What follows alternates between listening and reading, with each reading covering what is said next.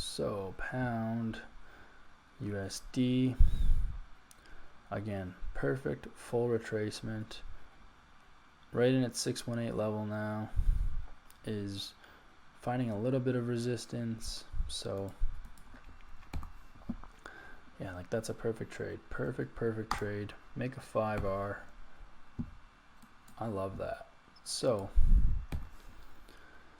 but it is the end of the month. There's not a ton of momentum in the markets. This did just finish its full retracement, so now we have to decide, is it going to head back up and continue its, you know, its long trend, or is it going to keep trickling down a little bit for a deep retracement before momentum comes in, or is it just going to go pretty much bearish?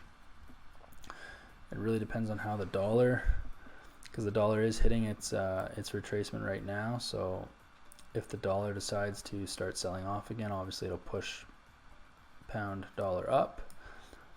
But if that doesn't